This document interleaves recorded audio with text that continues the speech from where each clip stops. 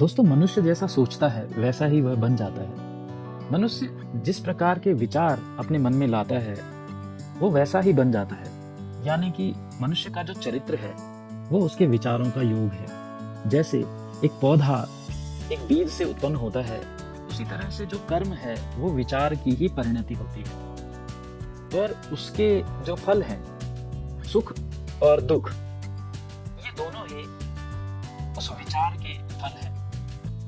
दोस्तों, ईश्वरीय चरित्र की प्राप्ति अपने विचारों में निरंतर प्रयत्न करने से, अच्छा अभ्यास करने से, अच्छे विचार लाने से दैवीयता की प्राप्ति होती है। मनुष्य अपने विचारों का स्वामी है और अपने भाग्य का निर्माता स्वयं होता है।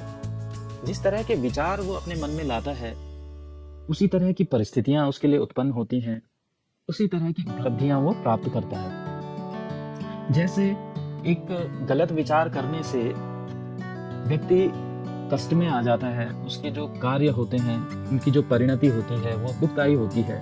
जैसे एक बैलगाड़ी में बैल के पीछे एक पहिया निरंतर चलता रहता है, जिसको हम कष्ट से संबोधित कर सकते हैं। उसी तरह से अगर हम अपने मन में अच्छे विचारों को लाते हैं तो हमारे पीछे पीछे साए की तरह, छाया की तरह खुशियाँ चलती हैं। और जब हम अपने मन में गलत विचारों को बोते हैं तो हमारे जो कार्य के जो परिणाम होते हैं वो गलत होते हैं और उसका हमारे लिए जो कष्टदायी परिणाम होते हैं। दोस्तों, हम एक किसान की तरह अपने मन में अच्छे अच्छे विचारों को रोपित कर सकते हैं, इसका अभ्यास कर सकते हैं।